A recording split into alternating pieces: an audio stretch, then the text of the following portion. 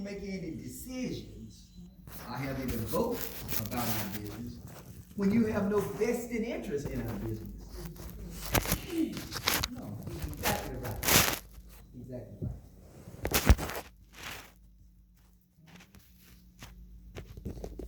Okay.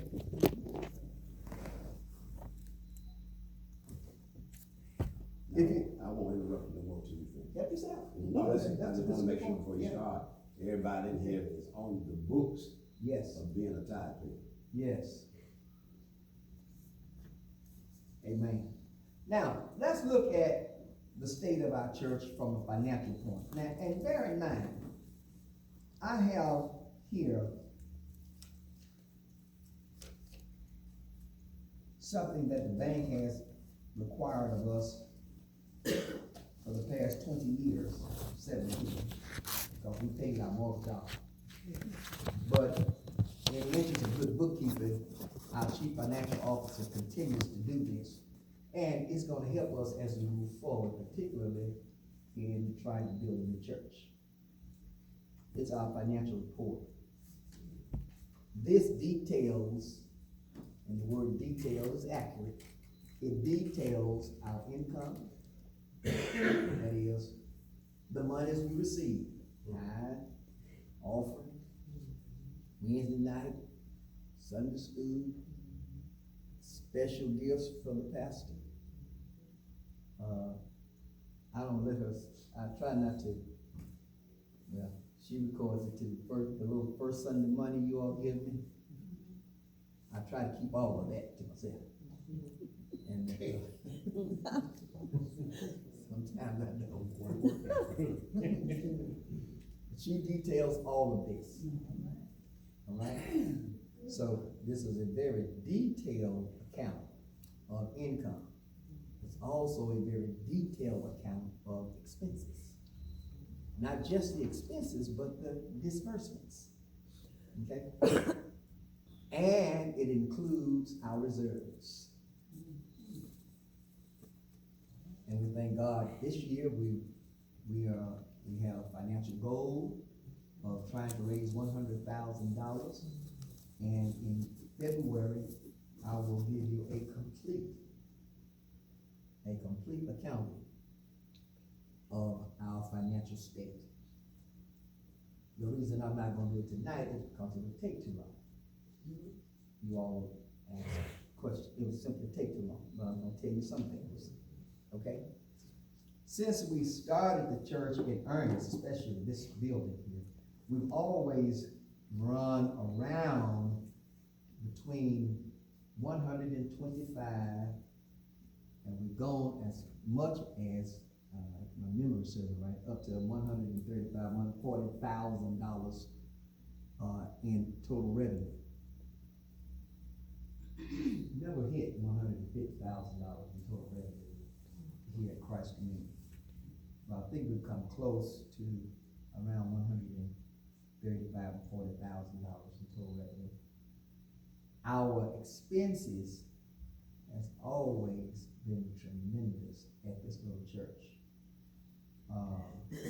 For example, we pay our musicians more than $25,000 a year. Not a single musician, I'm talking about altogether. Our insurance, of course, we got some extraordinarily good insurance on this building, but it costs to have that insurance. It costs. Our utilities and all of that is detailed here. So let me just say this, that our for 2019, our total income was $122,990.95. All right.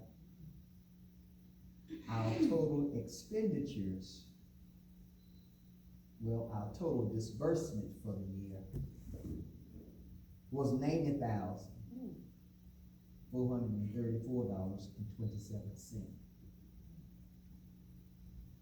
This does not have on it certain other expenditures that I will have to bring forth to you all in February. But it has operational expense of the church. Okay? So that leaves just a little money, for other things. The reason we're doing this well is, number one, is because our mortgage is paid off. We don't have a mortgage. Amen? And you all have worked so wonderfully in 2019, raising funds, fish fries. We worked hard trying to raise the finances. We have in reserves, as I stand here, somewhere near,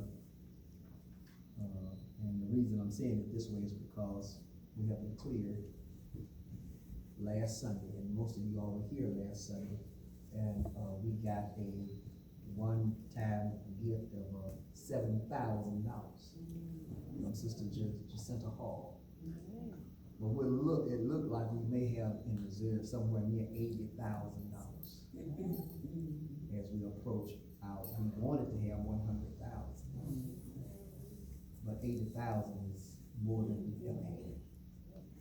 And I think that from our blessing and continued work, we can reach the goal of $200,000 so that we can be in a nice position to petition to have a new edifice. That's really what we're trying to do.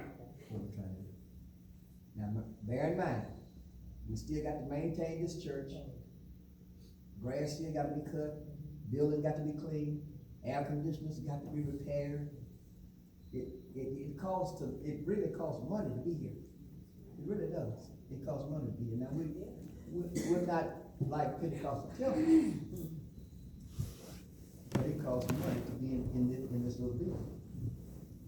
And I'm just so grateful for the loyal support of those who are loyal, paying the tithes and offering. At this point, I still do not get an offering, but I'm going to ask the executive board. I say an offering. You all give me an offering every first Sunday. I try to keep that. I really do. I really try to keep it. And then we have a beautiful church anniversary. Last year, I think you all raised for us about, I don't know exactly what it was. It's on here. Okay. The reason I don't know what it was because I don't get an opportunity to keep it.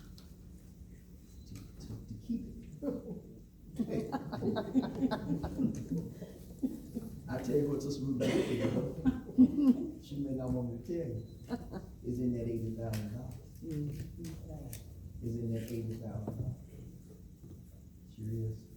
It was about $5,000. That was great. Thank God. I thank you. But I am going to ask this year if the executive board will look at whether or not I can get a salary. I'm talking about a salary that I can report to the IRS. I'm not going to take it upon myself to give myself one, but I'm going to ask the executive board to look at that and see just what can be done. But if it appears that it will jeopardize us reaching our goal to build a new church, I'm going to forego that. Because I'm healthy. God is blessing me with my health. I work every day. So I thank God. Okay? And bear in mind, a complete financial report will be made in February as we mount our capital campaign to build a new edifice. Why build? Why do we need to build? We need to build a new edifice because we need a space. We need the space for those active ministries right here in our church. Choir needs some room. I need an office. We have college here. I'll come here on Thursday night to see all these people everywhere. They're in the dining room and in the sanctuary being taught. We hope to expand our educational program to include a GED program. Well, I don't want everybody in the sanctuary doing all that stuff. I just don't. We need some space. Okay? And then we need the space to provide for the administration of the work that I have as overseer of Tennessee Southern. We're gonna have our meetings here, and we need space for that. And of course, I think it will be inspirational for all those of us who have worked in the past 20 years to see a little building go up. One that we ourselves, have worked to put up. Amen? All right, so, any questions up to this point? Anything at all? Yeah, I have a question, Pastor. Yes, sir. Have you looked at alternatives to building another church? Reason I'm asking, if these feeble numbers over here, 123,000, that's total revenue, 90,000 in expenditures, with 80,000 in reserve, if those figures are the accurate figures that we have for this church, and we just come out from under the burden of a note. Yes. Why jump, when I see what you got right here? Right. But have you looked at something alternative, like maybe adding on to this church, or Yes. expanding this building? I've thought about it, and I've talked to several individuals about it, and nothing is in concrete. I got you. And we definitely will talk about all of these options before I make a move. Now, will you present that to the executive board? Yes, sir. The executive board? Yes, sir, because I Well, can't now, do this by myself. We're not putting that name back on the executive board. I want to be a part of the discussion. And you don't have to be on the executive board to be a part of that discussion. Okay, good. No, sir. All right. No, sir. Yeah, I just personally, this is just Elder Hines talking. Yeah. You know, I've been a businessman, and man, I tell you, when you work for yourself, it ain't about ministry or nothing, just as hard as I work, I mean, I'm building roofs, we was in Jackson, looking at a church to expand. I look at the money my hands touch. Yes. Then I look what go out, Yes. and I go like, my goodness. Yes, sir. I can't be making this count, what am I at? Yes. It's in Atlanta. But here's the thing I'm saying, have you considered an Yes. alternative? Yes, sir.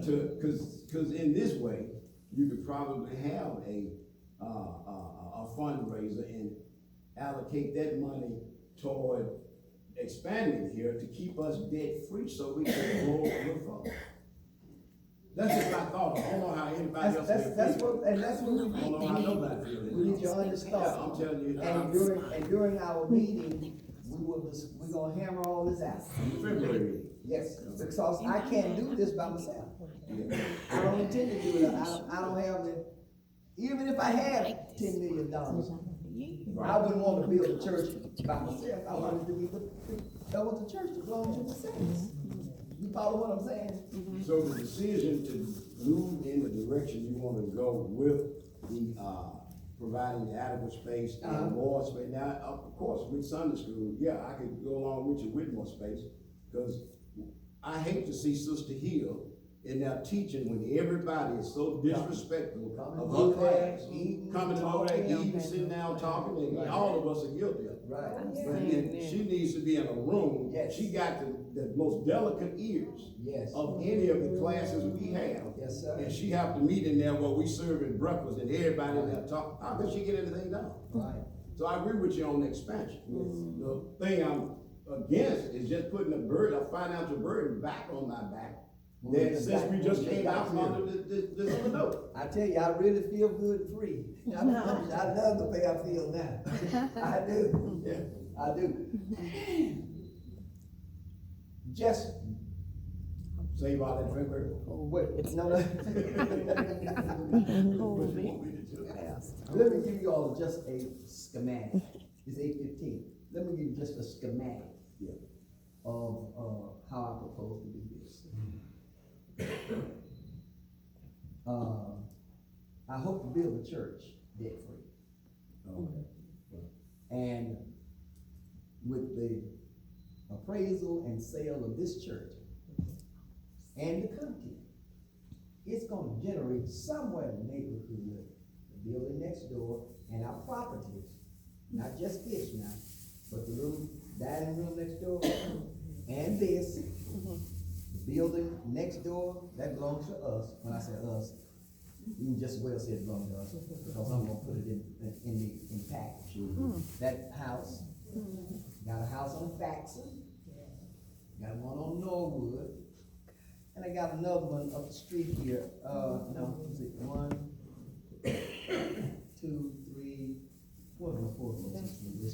not here and is not on Preston. I got 4 properties, all of them are occupied. All of them have a positive cash flow. I'm gonna put those 4 properties into the sale of this, hopefully to generate somewhere in the neighborhood of $600,000 or $700,000. If we can sell and get 600,000 and have 200,000 in the bank, that's gonna give us $800,000. We can handle a note if that note is somewhere in the neighborhood of $1,000 a month. I don't wanna do more than that. Now, we pay $1,400 a month here. 18, we started with 18. Now, what I'm getting at is, if we have to borrow $200,000 to make our $1 million church, to get our $1 million facility, I don't mind that. I can pay that myself. You follow what I'm saying? Right, but the question I just presented to you, and you just said if we do it, we're gonna be debt free. So how are we gonna go into this building without being subject to a mortgage? Unless you're selling this or you borrowing? Oh, no, we You gonna, borrowing against this building? we will sell this thing. Okay, Yeah. so where is the debt free going to exist if we go into a new building? I'm gonna try to build it debt free. If the building costs more, approaches $1 million, then of course, my thinking and feeling is this: if I have to borrow $200,000, I don't mind that. Which of course will give us a note somewhere in the neighborhood of $1,000 Right. or less. I can handle that. I would like to build it debt free. I'd like to build it debt free. And, it's possible to do that. Yeah. With $800,000. That's possible to do it. But we'll hammer all that out In the February. in February. Okay. But I don't want you to think I'm going into this, Alone. well, without any thought. Right. I've given much thought to what Mr. Bassett has proposed, and I've given much thought to it. Now, the executive board, when you meet and discuss these issues, if they are against it, are you still gonna override the executive board and still be? No, the executive board is the, That is the governing body of the church. absolutely. Now, of course, I do have the authority to kind of push through, but I've never done that. Right. And I don't have that appetite. So with the people that are listed as executive board members, when you meet with them, now, mind you. Because the executive board they have to give me a resolution. Right. The resolution has to go to the bank. If we don't have the resolution, the bank ain't gonna do it. Exactly, because they need the, right. They need the authority, the pastor needs the authority of the church Right. to go forward. So the question I'm asking, even though we don't get to that point, before we draw a resolution and go to the bank, if the executive board, who are members who are listed as executive board members, don't think this would be a good idea, it's gonna be tabled until the future. Or you just gonna go on with it, because this is what the Lord gave you. Well, this is my desire. Okay. I ain't gonna put that lie on the Lord. Okay, Amen. all right. This is my desire. Okay. I won't make it clear. Now, mind you, I want to stand up and tell everybody, I'm not being confrontational with my pastor, I just want to get things clear. Yeah, And if you got any questions, That's right, that's what this is for. talking to me don't solve nothing. He's here now, he's making himself available. Yeah. Just ask him the question if you got any questions. So when we leave out the door, the smoke will be clear and then there'll be an understanding. Right. That's what needs to be done. I need to be at home eating, watching basketball. I'm here eating with y'all. Yeah, but that's my desire. Now, the Lord I wish I could say he has revealed it to me in some great flash of I wish I could say that, but it hadn't happened. This is your desire to do. This is just my desire. And I see the need. I see the need. Okay, and of course, we could probably meet it in several other ways. But nevertheless, that's the plan. Okay. If we get the money raised, $200,000, and get the property sold, it's gonna get us somewhere near $800,000, and we're going to see about constructing the building. And if we and if we need $200,000, I wouldn't have any problem with that, cause I could pay that myself, yes, Yes, sir, well, I'm just gonna give a point of scripture. You know, Elisha built a school of the prophets yes, in Bible. that's true, And you remember when that axe head fell in the water? I remember. Okay, so, in February, as we discuss this a little more detailed, then we'll hammer out some of this. And, you know, we're not quite ready to build this yet, we gotta wait for a little more money.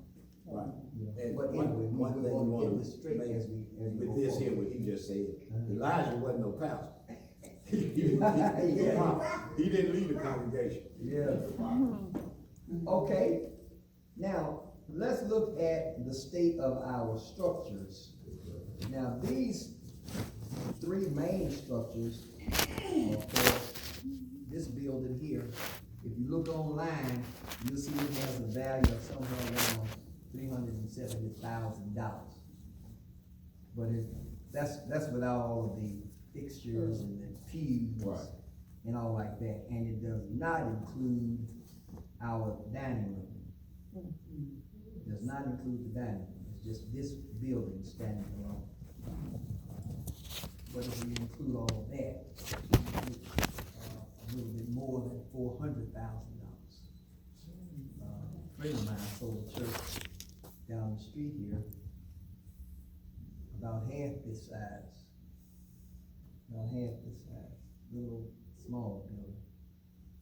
He got a ridiculous amount of money for it, and I don't know how he got it. Okay?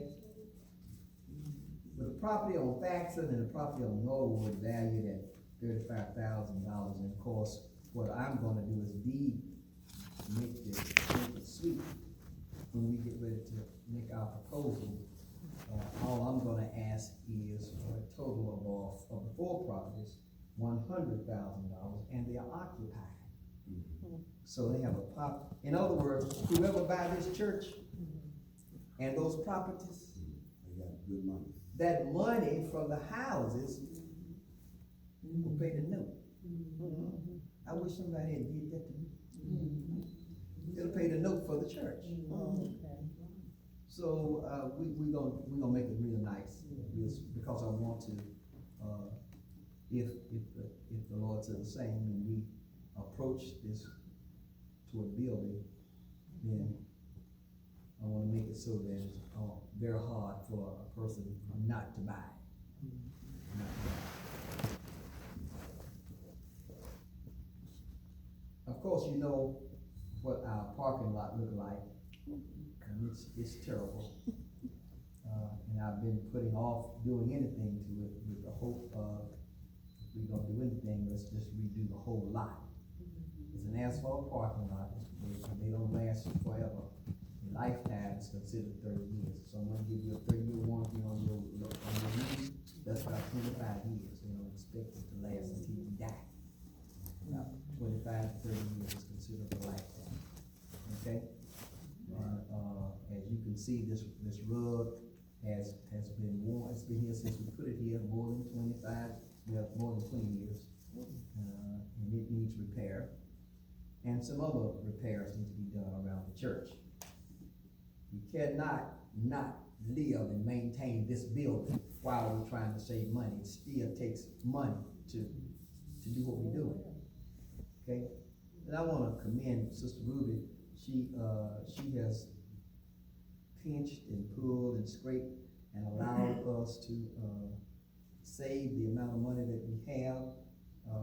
And, you know, it really is a trick to handling money and managing money. You really, I say it's a trick.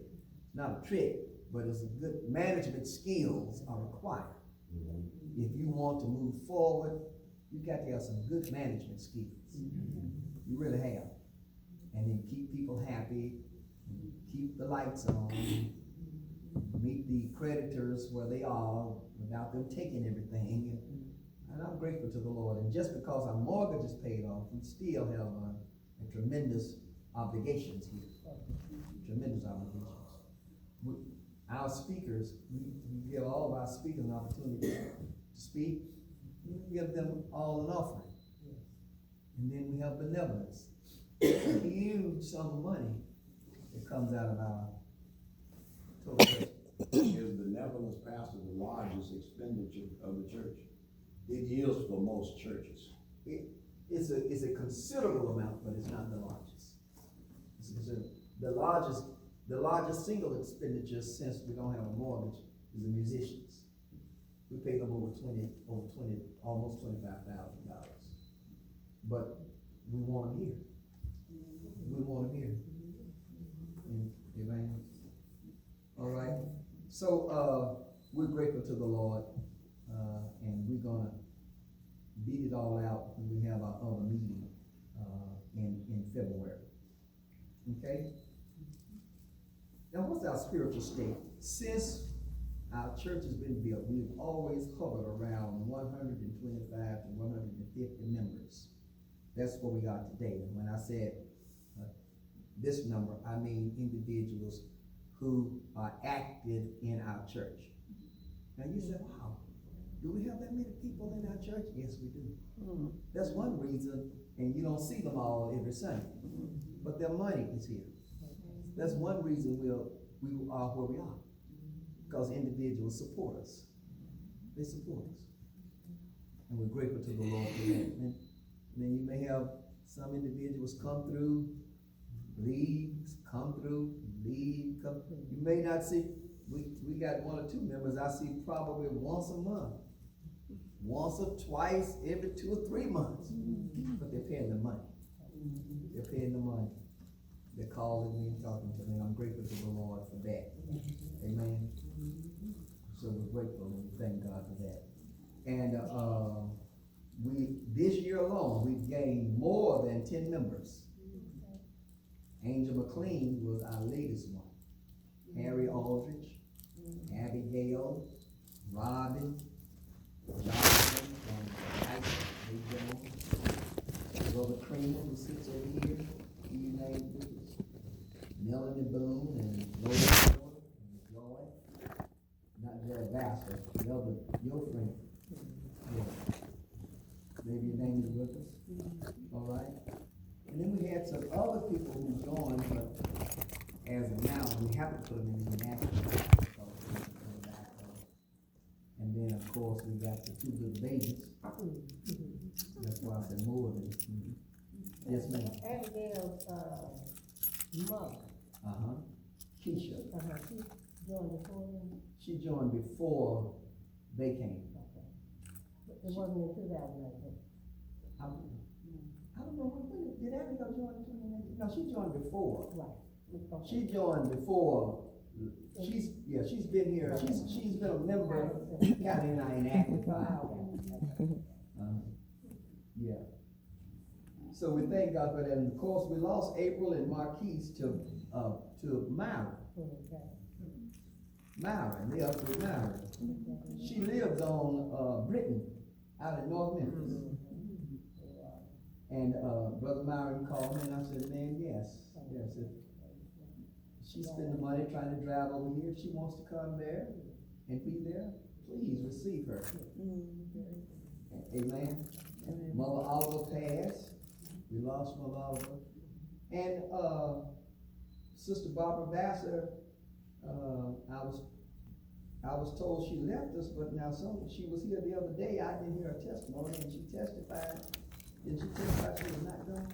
Yes, she is. She said she had left here, Christ Community, she still was active here, in Christ Community. She said she was going to, see where the Lord lead her. I got you. Okay. All right. Well, I had gotten word that she left our church. No, she said she hadn't left. Okay. All right. So we thank God for the membership and for those who have rallied around, help us stay where we are, keep us active in that range of numbers, and particularly our support. Jacinta Hall has moved on down to her family in in Mississippi, but, she's keeping ties with us, TIES, like that. She's not sending us on a regular basis for tithe. But nevertheless, we thank God for the relationship. We hope to have morning manna continue. We hope to have increased evangelistic services, particularly on Sunday. On Sunday, we did have YPWW, but I hope to have evangelistic type services in the place for YPWW on some Sundays. All right? I would like to expand the coat giveaway to include infant toiletries and infant formula. We've done well with our coat giveaway. We went up the street here to the apartment complex, and we didn't have enough stuff to give to the families up there. So next year, this year, rather in winter, if the Lord said the same, we hope to add infant toiletries and formula. And then I would like for us to all consider again not having any less than 25 families to visit our church. If we just get the feet coming through the door, I will appreciate that very much. Amen? Can we do that? Is that too hard to do? For us to ask 25 families to visit us? Okay, what's the future of our church? As you all know, we have left headquarters jurisdiction with Dr. Hall and the team. Why did I leave headquarters jurisdiction? I left headquarters jurisdiction because of the work that the Lord has given me to do. I sent you all a communique not too very long ago talking about that. Some individuals thought that I had a fallout with Dr. Hall. No such thing. I had no falling out. I've had the Association of Independent Holiness Churches since 2009. This is well before Bishop Patterson died. Before he died. And Bishop Patterson was very much, I'm talking about Bishop Patterson Jr., very much aware of what I was doing. Why did I want to do this? Well, what's the impetus behind this? Well, I had several pastors, Elder Hines, some who sought me out, asking for directions on how to put a church constitution together. Directions on how do you protect the members of the church. How do I protect myself, that pastor, from frivolous lawsuits? Individual, somebody come up to me and said that I touched them the wrong way. How do I protect myself from this? All right, if you're not under any particular umbrella, you end up by yourself. You're kind of in trouble. You kind of